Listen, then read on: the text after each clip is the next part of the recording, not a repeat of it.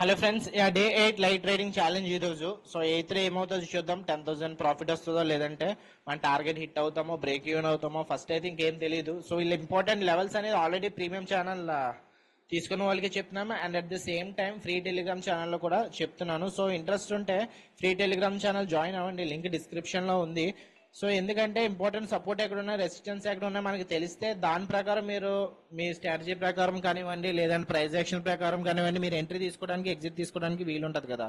So అది కూడా మీకు హెల్ప్ అవుతుందని అనుకుంటున్నాను. సో లింక్ డిస్క్రిప్షన్లో ఉంది, జాయిన్ అవ్వండి free Telegram channel. And then ఈ 21 డేస్ ట్రేడింగ్ ఛాలెంజ్ చేస్తున్నాను కదా, జస్ట్ ఒక నచ్చితే మీకు ఒక లైక్ ఇవ్వండి అంతే వీడియో అయిపోయిన తర్వాత. సో దట్ ఆల్గోరిథం ఇంకా ఎక్కువ మందిని చూసేలా పుష్ చేస్తుంది.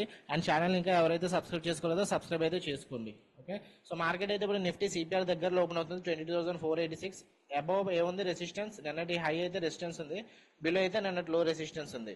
బ్యాంక్ నిఫ్టీలో అయితే బ్యాంక్ నిఫ్టీ కూడా అంత ఆల్మోస్ట్ సిపిఆర్ దగ్గర కాదు, కానీ నిన్న క్లోజ్ దగ్గర ఓపెన్ అవుతుంది. మార్కెట్ ఈరోజు గ్యాప్ డౌన్ ఓపెన్ అవుతుంది అనుకున్నాను, కానీ మరీ అంత పెద్ద గ్యాప్ డౌన్ అయితే ఏం లేదు.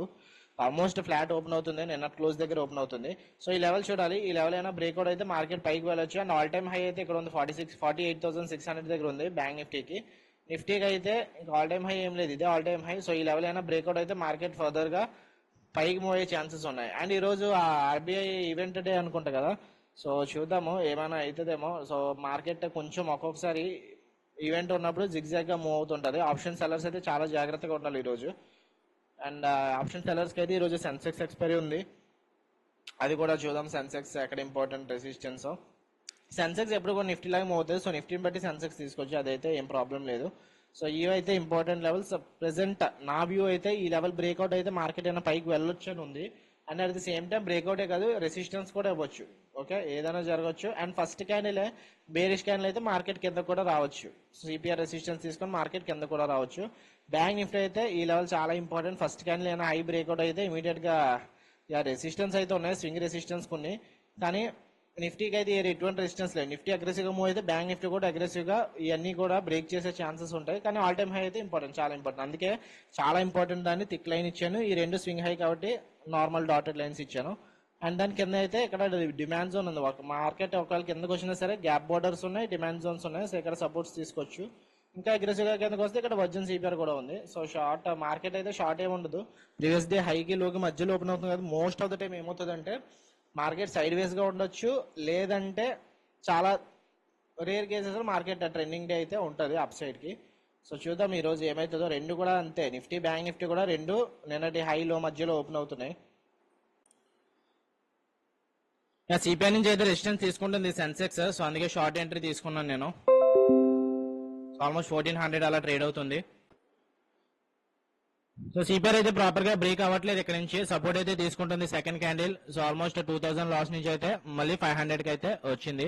సో చూద్దాం, రిస్క్ అయితే ఈ ట్రేడ్ లో 10,000 అది. దీని తర్వాత ఆప్ చేస్తాను. యాక్చువల్లీ స్టాప్ లాస్ అయితే ఇక్కడ పెట్టుకోవాలి డే హై పైన. వన్స్ సిపిఆర్ రెసిస్టెన్స్ ఇస్తుంది కదా అని చెప్పి ఎంట్రీ తీసుకున్నాము. స్టాప్ లాస్ అయితే రెడ్ పెట్టుకుంటున్నాను. సో చూద్దాం ఏమన్నా ఫర్దర్ గా డౌన్ ఫాల్ అయితే ఏమన్నా ఉంటుందేమో. మళ్ళీ 2000 అలా ట్రేడ్ అవుతుంది, 2200.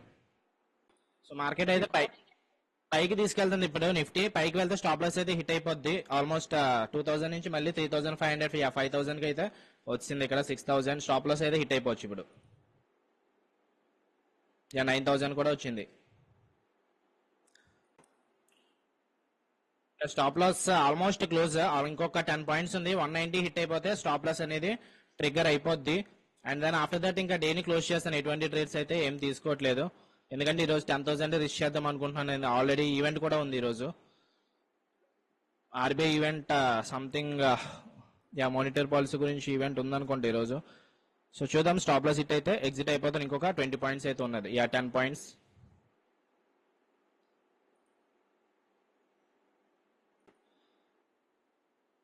$181 ట్రేడ్ అవుతుంది. చూసారు కదా ఇక్కడ ఆర్డర్స్ ఎంత పెట్టుకున్నాను, 190 పెట్టుకున్నాను. అది హిట్ అయిపోతే ఎగ్జిట్ అయిపోతుందని చెప్పి చూస్తున్నాను. ఇక్కడ స్టాప్ లాస్ కూడా ఆల్మోస్ట్ దగ్గరగా వస్తుంది. ఇక్కడ సిపిఆర్ పైన పెట్టుకున్నాం స్టాప్ లాస్. సో చూద్దాం ఏమవుతుందో ఈ లెవెల్. సో మీ అనాలిసిస్ ఎప్పుడు ఎలా ఉండాలంటే, ఒకవేళ స్టాప్ లాస్ పెట్టుకున్నారంటే రీజనబుల్ గా ఉండాలి. ఇక్కడ చూడండి ఎగ్జాక్ట్ గా సిపిఆర్ దగ్గర నుంచే స్టాప్ లాస్ ముందు నుంచే రెసిస్టెన్స్ తీసుకుంటుంది. ఎందుకు స్టాప్ లాస్ పైన పెట్టుకున్నాను, కరెక్ట్ ప్లేస్ సిపిఆర్ అనేది స్టాప్ లాస్ కి. అలాగని చెప్పి ఇప్పుడు హిట్ అవ్వదని కాదు, హిట్ అయ్యే ఛాన్సెస్ కూడా ఉన్నాయి, కానీ స్టాప్ లాస్ పెట్టుకున్నప్పుడు కొంచెం రీజనబుల్ గా ఉండాలి. ఇక్కడ సిపిఆర్ రెసిస్టెన్స్ ఉంది, డే హై రెసిస్టెన్స్ ఉందని చెప్పి నేను స్టాప్ లాస్ సిపిఆర్ పైన అయితే పెట్టుకున్నాను. సో ప్రెసెంట్ అయితే మళ్ళీ 164 వచ్చింది, 160, ఇంకొక 30 పాయింట్స్ ఉన్నాయి, అది హిట్ అయితే క్లోజ్ చేద్దామని వెయిట్ చేస్తున్నాను. సో చూద్దాం బయర్స్ అయినా అగ్రెసివ్ గా వస్తారో లేదంటే సెల్లర్స్ కిందకి తీసుకెళ్తారో. ఇప్పుడు మ్యాటర్ ఏంటంటే బ్యాంక్ నిఫ్టీ సిపిఆర్ బ్రేక్అవుట్ చేసింది. సో ఇక్కడ నుంచి బ్యాంక్ నిఫ్టీ బయర్స్ ఏమన్నా పైకి తీసుకెళ్తే నిఫ్టీ కూడా మూవ్ అవుతుంది. లేదు నిఫ్టీ రివర్సల్ చూపించింది అనుకోండి, సెల్లర్స్ కొంచెం అగ్రెసివ్ గా ఉంటే నిఫ్టీ కిందకి వస్తుంది. సో నేనైతే బ్యాంక్ నిఫ్టీ కొంచెం బులిష్ గా ఉందని అనుకుంటున్నాను. సో చూద్దాం, బ్యాంక్ నిఫ్టీ పైకి తీసుకెళ్తే స్టాప్ లాస్ హిట్ అయిపోద్ది. ఇంకొక 10 పాయింట్స్ ఉంది స్టాప్ లాస్ కి, హిట్ అయిపోయే ఛాన్సెస్ అయితే ఎక్కువ ఉన్నాయి.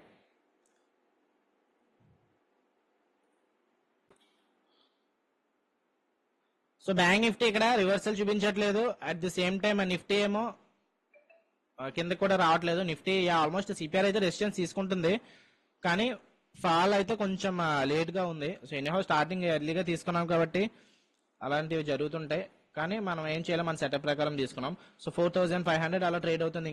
ఇంకొక 78, 90, ఒక 30 పాయింట్స్ హిట్ అవ్వట్లేదు, ఇది 20 పాయింట్స్ వరకు వచ్చింది, మళ్ళీ 3500 అలా ట్రేడ్ అవుతుంది. సో సిపిఆర్ రెసిస్టెన్స్ ఇస్తే మార్కెట్ అనేది సక్సెస్ అవుతుంది, లేదు సిపిఆర్ బ్రేక్అవుట్ అయితే మార్కెట్ పైకి వెళ్ళిపోవచ్చు. ఈ రోజు సప్లై జోన్ వరకు కూడా వెళ్ళిపోవచ్చు, డే హై వరకు వెళ్ళిపోవచ్చు, కానీ వెళ్ళట్లేదు. ఐ మీన్ కిందకే వస్తుంది మా అనాలిసిస్ ప్రకారమే. సో ఆల్మోస్ట్ 8000 లాస్ నుంచి ఇప్పుడు మళ్ళీ 1000 రూపీస్ లాస్ కి అయితే వచ్చింది. సెన్సెక్స్ అయితే ఫెయిల్ అయింది ఆల్మోస్ట్. ఇక్కడ నుంచి ఏమైంది, ఇమీడియట్ గా స్టాప్ లాస్ అయితే హిట్ అయిపోయింది ఆప్షన్స్ లో.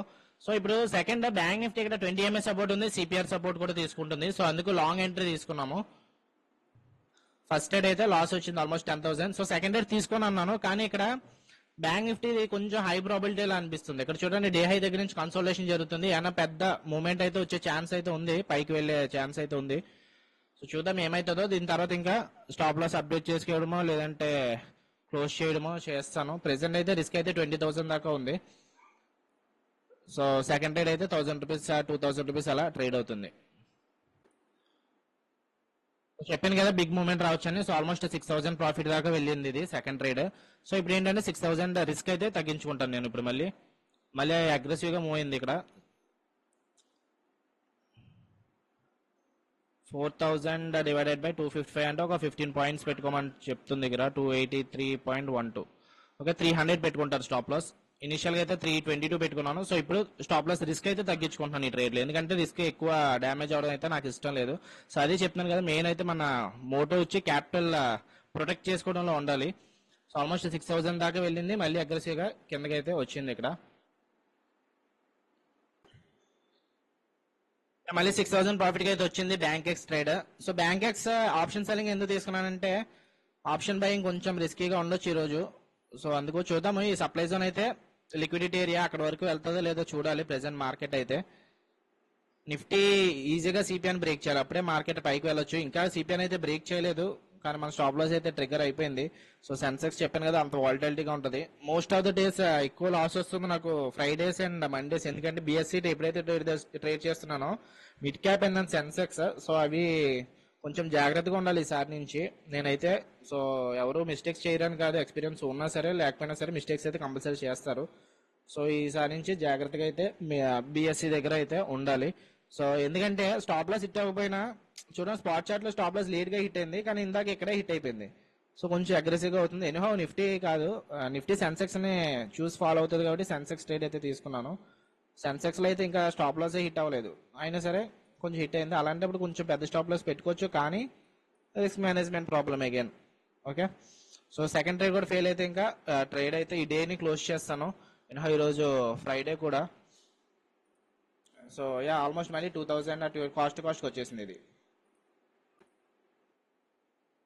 చూడండి ఎంత అగ్రెసివ్ గా మూవ్ అవుతుందో. మళ్ళీ కాస్ట్ నుంచి మళ్ళీ 4000 ప్రాఫిట్ వచ్చింది. ఆఫ్ కోర్స్ క్వాంటిటీ సైజ్ అయితే ఎక్కువే, కానీ కొంచెం వాలిటిలిటీ అయితే ఎక్కువ ఉంది. మళ్ళీ 6000 ప్రాఫిట్ అయితే వచ్చింది. సో స్టాప్ లాస్ ఇనిషియల్ గా అయితే 20,000 పెట్టుకుని 6,000 ఇస్తే తగ్గించా అని చెప్పాను, కానీ స్టాప్ లాస్ ఇప్పుడు రెండు ఫెయిల్ అయితే 15,000 వచ్చేలా పెట్టుకున్నాను. సో 303 హిట్ అయితే నాకు 15,000 లాస్ వస్తుంది. 7,000 ప్రాఫిట్ అయితే వచ్చింది ప్రెసెంట్ సెకండ్ ట్రేడ్ లో. 8,000 ప్రాఫిట్ వచ్చింది. 8,700, 246, 243, 1,200 ప్రాఫిట్. సో ఎర్లియర్ లాస్ అయితే కవర్ అయింది. 3,700, 230, 226, 215, 215 వరకు లో అయితే వెళ్ళింది. ఓకే, సెకండ్ ట్రేడ్ లో మనకి మోర్ దెన్ 6,000 వచ్చింది అనుకుంటా కదా. సో చూడండి మళ్ళీ 3,000 నెగిటివ్ ట్రేడ్ అవుతుంది. సో బ్యాంక్ నిఫ్టీ ఏమవుతుంది, పుల్ బ్యాక్ అయితే ఇచ్చింది ఇక్కడ బిగ్ గ్రీన్ క్యాండిల్. మళ్ళీ 3,000 నుంచి మళ్ళీ 204 నా టార్గెట్, 246 అలా ట్రేడ్ అవుతుంది. 200కి వస్తే ఎగ్జిట్ అవుతామని చెప్పి చూస్తున్నాను కానీ రావట్లేదు. మళ్ళీ 254, ఇంకో 50 పాయింట్స్ ఉన్నాయి, చూద్దాం ఏమవుతుందో. సో సెన్సెక్స్ ఫస్ట్ చూడండి 140 తీసుకున్నాం కదా, అది ఇప్పుడు 120కి వచ్చింది. సో సెన్సెక్స్ ఎందుకు రివర్స్ అవుతుంది, నిఫ్టీ ఇంకా సిపిఐ అయితే బ్రేక్ చేయలేదు. బ్రేక్ చేస్తేనే మనకి బ్యాంక్ నిఫ్టీ కూడా పైకి వెళ్ళొచ్చు అండ్ బ్యాంక్ ఎక్స్ కూడా పైకి అయితే పోవచ్చు. ప్రెసెంట్ అయితే రెసిస్టెన్స్ తీసుకుంటుంది. సో 4,000 నెగిటివ్ అయితే ట్రేడ్ అవుతుంది.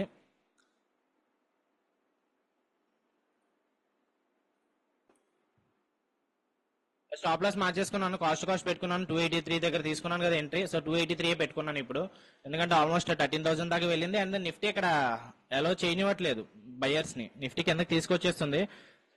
సో అందుకు ఇంకా ఎగ్జిట్ అయిపోదాం అని చెప్పి చూస్తున్నాను. ట్రైలింగ్ స్టాప్ లాస్ అయితే అప్డేట్ చేసుకున్నాను.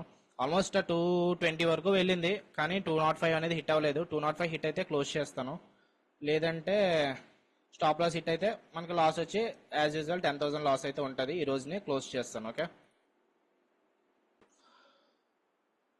మళ్ళీ కాస్ట్ అయితే వచ్చింది. 10,000 ప్రాఫిట్ కి అయితే వచ్చింది సెకండ్ ట్రేడ్. సో ఇక్కడ నుంచి చూద్దాం 10,000 ప్రాఫిట్ నుంచి 10,000 లాస్ కి వస్తుందో లేదని మళ్ళీ 10,000 ప్రాఫిట్ వస్తుందో.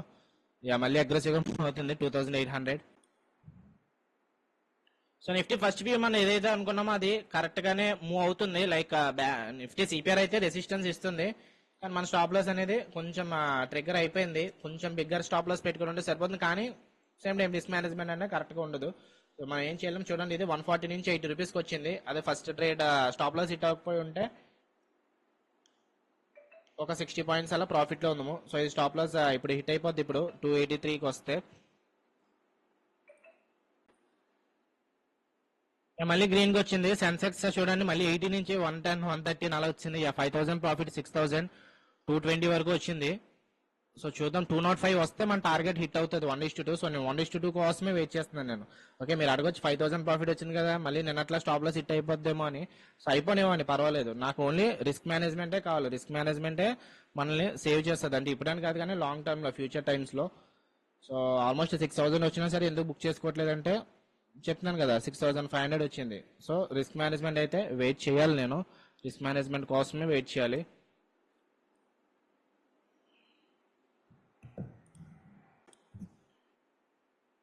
$8,500, 9,000 అయితే వచ్చింది. 205 కూడా హిట్ అయిపోయింది. సో ఇప్పుడు ఎగ్జిట్ అయిపోవచ్చు నేను. మళ్ళీ 209 వచ్చింది, 216.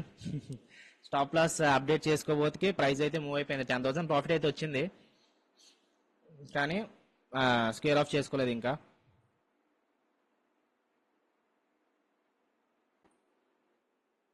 ఇంకొక 4 పాయింట్స్ 204 వస్తే టార్గెట్ హిట్ అయిపోద్ది కానీ అవ్వట్లేదు. 210 దాకా 210 దాకా వచ్చింది.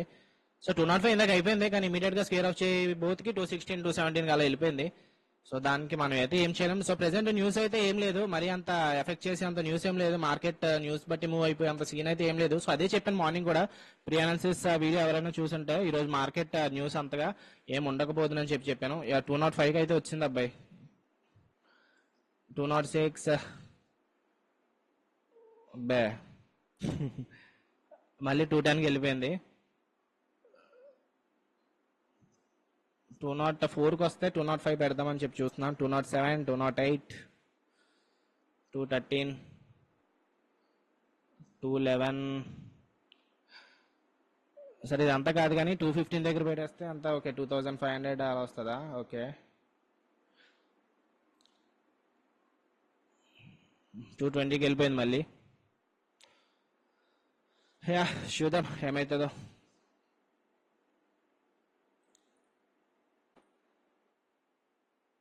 $207 దాకా వస్తుంది. సో 215 దగ్గర పెట్టేసుకున్నాను స్టాప్ లాస్ ఏదైతే అయిందని. సో ఆల్రెడీ 205 హిట్ అయిపోయిన తర్వాత మళ్ళీ వేస్ట్ సినారియో. సో చూద్దాము 215 హిట్ అయిపోతే నాకు హిట్ అయిపోద్ది, ఆల్మోస్ట్ హిట్ అయిపోద్ది.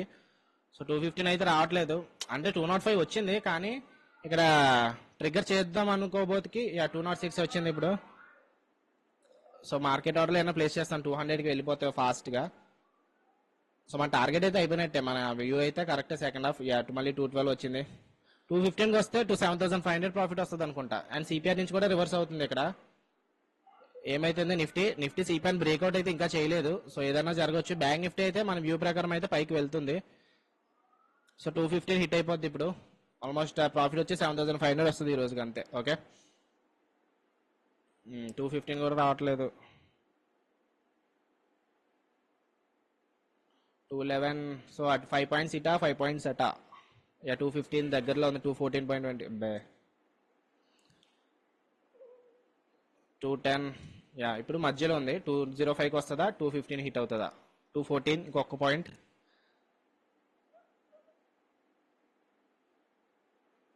అసలు 215 దగ్గర వాల్యూమ్స్ లేవనుకుంటా, చూద్దాం. సరే ఏమొద్దు కానీ మార్కెట్ ఆర్డర్లో పెట్టేస్తున్నాను. 212 అవుతుంది. 215 అయిపోయింది అనుకోండి ఇప్పుడు.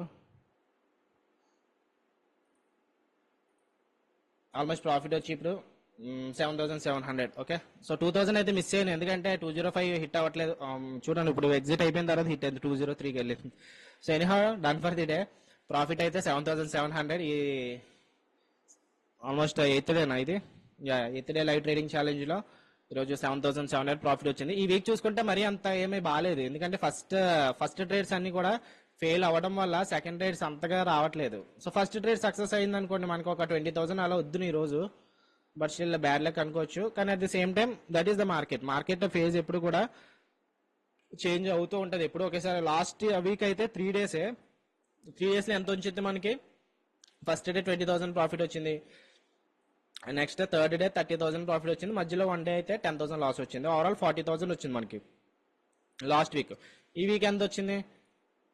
ఈ వీక్ ఫస్ట్ డే 2,000 లాస్ వచ్చింది అనుకుంటా. Monday trailing stop loss hit అయింది, 1,700 ఎంత లాస్ వచ్చింది.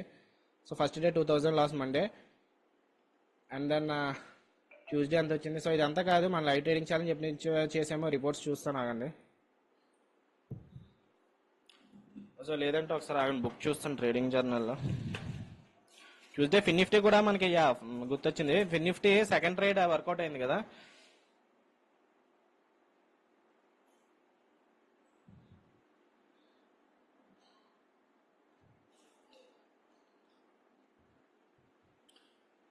ఇక 204కి వచ్చింది ఇది. ఎనీహౌ ఇంకా అంతే, మన బ్యాడ్ లక్ అనుకోవచ్చు. సో 20,000 దగ్గర ఎగ్జిట్ అవుదాం అనుకున్నాను, 7,400. సో రిపోర్ట్స్ చూద్దాం ఫస్ట్ అయితే.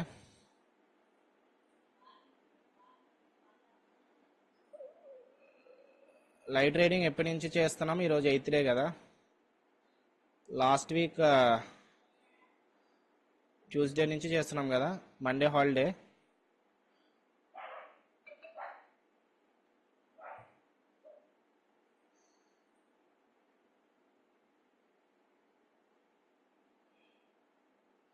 సో పెద్దగా రాలేదు ఈ వీక్, ఓన్లీ 10,000 వచ్చింది అనుకుంటా. 47,752 వచ్చింది. ఈ రోజు 7,000 యాడ్ అవుతుంది కదా. 7,000 ఎంత? 7,500 అనుకుంటా. 7,700 అనేది యాడ్ అవుతుంది. సో ఎంత ప్రాఫిట్ ఇక్కడ? 47,000 ప్లస్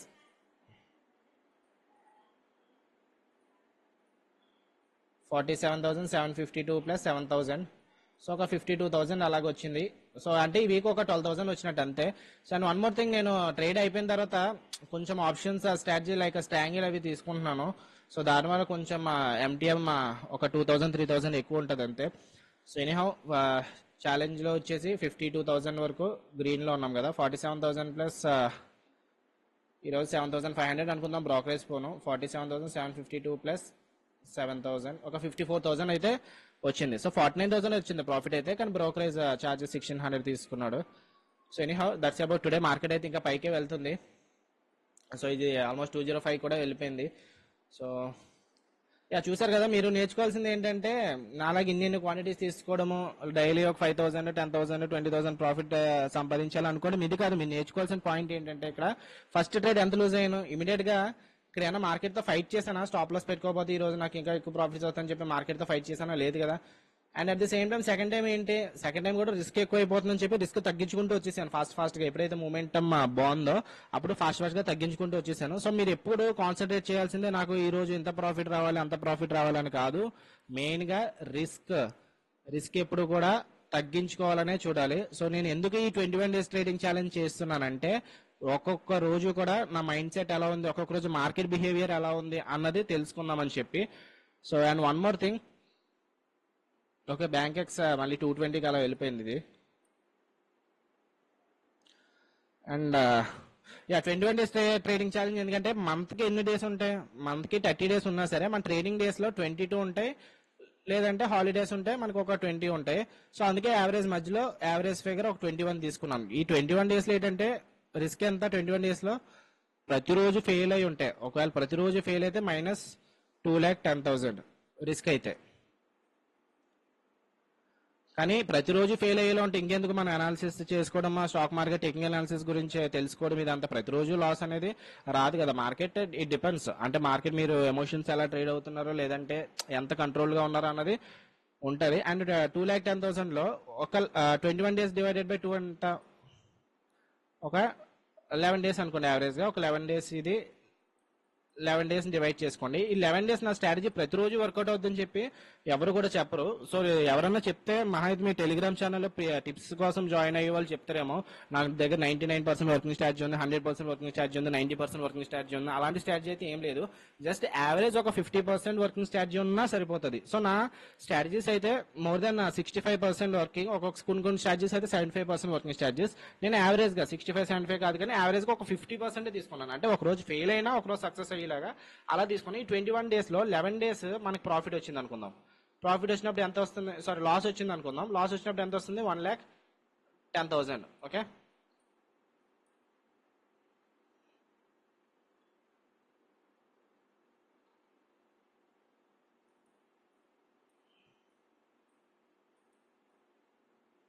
$1,10,000 లాస్ అయితే వచ్చింది అనుకుందాం. నెక్స్ట్ ఈ 11 days ఒకవేళ సక్సెస్ అయ్యి 1:2 ఫాలో అయ్యామనుకోండి, ఎంత వస్తుంది అప్పుడు 1,10,000. రిస్క్ రివార్డ్ 1:2 ఫాలో అయితే 2,20,000 వస్తుంది. సో మైనస్ చేయండి 2,20,000 నుంచి 1,10,000, ఆల్మోస్ట్ క్లోజ్ టు 1,10,000 వస్తుంది. సో యావరేజ్ గా 1,00,000 తీసుకున్నాను. అంటే ఈ 21 daysలో నాకు ఎంతో కదా, టార్గెట్ ఎక్కువ పెట్టేసుకోలేదు. నా దగ్గర క్యాపిటల్ 20 lakhs ఉన్నా, 15 lakhs ఉన్నా, 10 lakhs ఉన్నా, మెయిన్ నాకు 20 lakhs తో ఒక్క మంత్ లోనే ఇంకొక 20 lakhs, లేదంటే 10 lakhs తో ఇంకొక 10 lakhs సంపాదించాలి అలాగని చెప్పి ఇది చూసుకోవట్లేదు నేను. నా మెయిన్ మోటో వచ్చి రిస్క్ తగ్గించుకోవడం. అండ్ దెన్ మినిమం ఇప్పుడు ఫర్ సపోజ్ నేను రిస్క్ మేనేజ్మెంట్ ఎలా ఫాలో అవుతున్నాను, 10,000 రిస్క్ చేస్తున్నాను ప్రతి ట్రేడ్ కి. సో అలాంటప్పుడు మీ రూల్ ప్రకారం అయితే ఒక 10 lakhs క్యాపిటల్ సరిపోద్ది. సో 10 lakhs క్యాపిటల్ తో హెడ్జింగ్ అవి చేసుకొని మనం సరిపోద్ది. సో 10 lakhs కి ఎంత వచ్చినట్టు, 1 lakh అంటే ఆల్మోస్ట్ క్లోజ్ టు ఒక 10% వచ్చినట్టు మంత్లీ. సో మంత్లీ 10% ఏ బ్యాంక్ ఇస్తుంది చెప్పండి మీకు ఇంట్రెస్ట్? ఏ బ్యాంకు కూడా మంత్లీ 10% ఇంట్రెస్ట్ ఉండదు. సో మాక్సిమం 10% మీకు రావాలంటే బయట ఎవరికైనా మీరు ఇంట్రెస్ట్ ఇచ్చుకోవాలి. కానీ సో ఈ రోజుల్లో ఎలా ఉన్నాయి, వాళ్ళు ఇస్తారో లేదో తెలియదు, నమ్మించిన వాళ్ళే మోసం చేస్తుంటారు. అందుకే stock market main. Stock market ఎందుకంటే ఇక్కడ నుంచి మీరు అమౌంట్ ఎక్కువ సంపాదించాలి, కోటీశ్వర్లు అయిపోవాలని కాదు. మీ దగ్గర అమౌంట్ ఏదైతే ఉందో అది బ్యాంక్ లో దాచుకుని మొదలు స్టాక్ మార్కెట్ ఇన్వెస్ట్ చేసుకుంటే అవి మల్టిపుల్ సోర్సెస్ కింద కన్వర్ట్ అయ్యే ఛాన్సెస్ అయితే ఉంటాయి. దానికోసం స్టాక్ మార్కెట్. అంతేగాని ఒక రోజులో కోటీశ్వరుడు అయిపోవాలి, 99 కోటీశ్వరుడు అయిపోవాలని చెప్పి ఎప్పుడు అనుకోకండి. సో ఈ 2 days అయితే వేస్ట్ అయినట్టే. నేను 6,000 లాస్ వచ్చింది, 7,000 లాస్ వచ్చింది, ఇందులో 7,000 ప్రాఫిట్ వచ్చింది. But still I'm happy because నేను నా రూల్స్ ని ఫాలో అయ్యాను. నా సెటప్స్ ఉన్నాయి, సెటప్స్ ప్రకారం వెళ్ళాం. ఫస్ట్ ఎందుకు ఎంట్రీ తీసుకున్నా అంటే సిపిఆర్ రివర్సల్ ఇస్తుందని చెప్పి. And at the same time stop loss hit అయిపోయింది ఫస్ట్ ట్రేడ్ లో. బ్యాంక్ నిఫ్టీ ఏంటంటే మొమెంటమ్ ఇక్కడ సిపిఆర్ బ్రేక్అవుట్ అయింది, ఇమీడియట్ గా ఎక్కడ ఎంటర్ అవ్వలేదు, మళ్ళీ పుల్ బ్యాక్ ఇచ్చింది కదా, pull back candle CPR reversal అయితే తీసుకున్నాను. సిపిఆర్ బ్రేక్అవుట్ అయ్యింది కదా అని చెప్పి తీసుకున్నాను. ఇప్పుడు అందుకే నేను సిపిఆర్ ఎందుకు యూజ్ చేస్తానంటే, సో సిపిఆర్ నుంచే మీకు మార్కెట్ ఎలా ఉంటుంది, సైడ్ వేస్ గా ఉంటుందా, ట్రెండింగ్ ఉంటుందా ఈజీగా తెలిసిపోద్ది. ఇక్కడ చూడండి సిపిఆర్ నేరోగా ఉంది, ఆ రోజు ట్రెండింగ్ డే ఉంది. ఇక్కడ సిపిఆర్ వైడ్ గా ఉంది, మార్కెట్ సైడ్ వేస్ లో ఉంది, రివర్సల్ డే అయింది. సో ఇక్కడ ఈ రోజు మళ్ళీ యావరేజ్ గా ఉంది, మార్కెట్ ట్రెండింగ్ డే అవ్వచ్చు. సో మార్కెట్ ఈ లెవెల్ లిక్విడిటీ కదా, సో ఇక్కడికి లిక్విడిటీ కోసం వెళ్ళొచ్చు. సో ఏదైనా జరగవచ్చు. Anyhow so done for the day. Profit అయితే ఈ రోజు కొంచెం బ్యాడ్ డే అని చెప్పాలి. ఎందుకు బ్యాడ్ డే అంటే ఫస్ట్ ఇయర్ లాస్ వచ్చిందని కాదు, లాస్ అనేది కామన్ ప్రతి ఒక్కరికి. నాకు బ్యాడ్ డే ఎందుకంటే ఇక్కడ చూడండి, ఇక్కడ 2500 205 దగ్గరకి వరకు వెళ్ళింది. ఆ తర్వాత మళ్ళీ రెసిస్టెన్స్ ఇస్తుంది కదని చెప్పి ఇంకా మార్కెట్ ఆర్డర్లో క్లోజ్ చేసేయడం వల్ల నాకు అంత ప్రాఫిట్ అయితే ఏమీ రాలేదు. అండ్ దెన్ ఇక్కడ వాల్యూమ్స్ కూడా అంతలా లేవు. ఓకే, ఎనీహో మన అనాలిసిస్ అయితే కరెక్ట్. ఇప్పుడు చూడండి 205 ఇప్పుడు దాకా వెయిట్ చేస్తుంటే నాకు ఒక ఇంకొక 2500 వద్దును, కానీ ఆల్రెడీ వచ్చేసింది కదా. మళ్ళీ ఆ తర్వాత ఏదైనా జరగవచ్చు. ఇక్కడ నిఫ్టీ ఒకవేళ రెసిస్టెన్స్ ఇచ్చి మళ్ళీ కిందకు వచ్చింది అనుకోండి, సో ఏదైనా జరగవచ్చు కదా అది. అండ్ ఈ నెక్స్ట్ ఇంపార్టెంట్ థింగ్ ఒకటి చెప్తున్నాను. సెన్సెక్స్ మీరు ఒకసారి చూడండి. సెన్సెక్స్ చార్ట్ ఎక్కడ ఉంది? సో టైం ఎంత అయింది ఇప్పుడు? టైం 10:39 అయింది ఇక్కడ, కానీ ఇక్కడ 10:20 అనే చూపిస్తుంది. 10:20 క్యాండిల్ రన్ అవుతుంది, అంటే ఇక్కడ లేట్ గా అప్డేట్ అవుతుంది సెన్సెక్స్. సో ఎందుకంటే మీరు మళ్ళీ ఇది రియల్ మార్కెట్ టైం కావాలంటే మళ్ళీ మీరు బిఎస్సి నుంచి కొనుక్కోవాలి. సో సెన్సెక్స్ ఎవరైనా ట్రేడ్ చేసేలా ఉంటే నాలాగా, ఐ మీన్ ఈ ట్రేడింగ్ వ్యూ చార్ట్లో అనేది కుదరదు.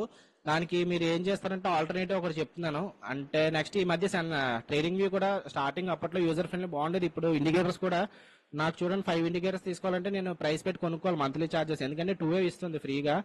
సో అఫ్ కోర్స్ మన కోర్సులో ఛార్జెస్ ప్రకారం అయితే 2 సరిపోతాయి. అందుకే నేను సొంతంగా మళ్ళీ ఇండికేటర్ కోడింగ్ చేసుకొని మళ్ళీ మీకు కూడా హెల్ప్ అవ్వాలని చెప్పి ఆ ఇండికేటర్ ఫ్రీగా ఇచ్చాను.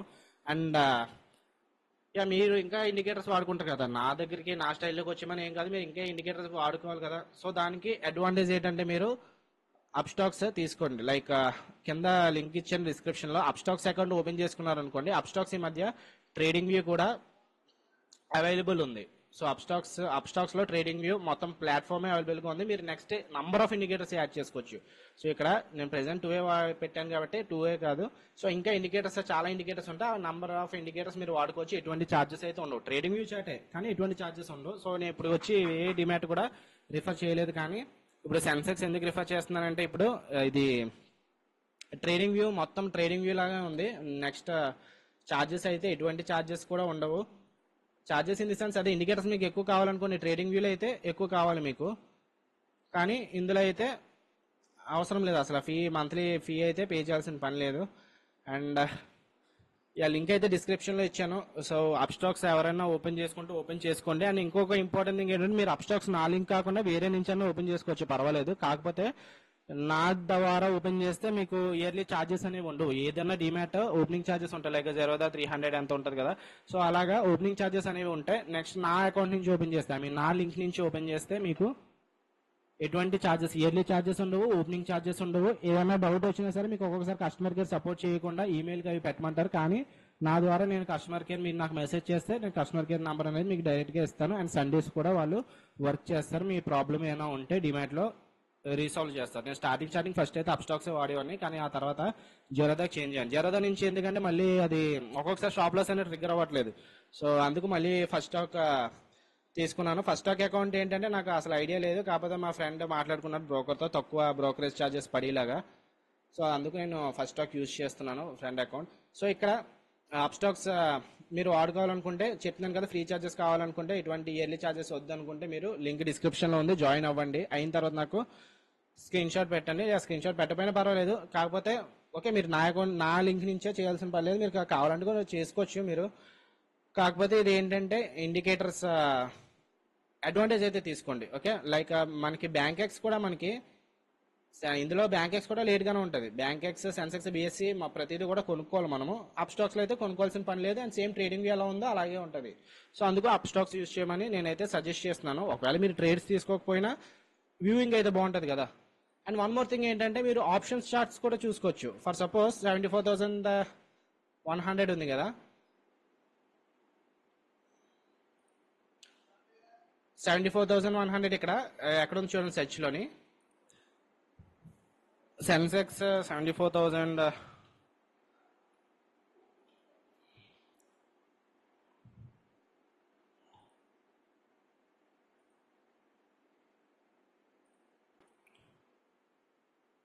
సో 5th April 74,100 ఉంది కదా, లైక్ కాల్ ఆప్షన్ ఉంది.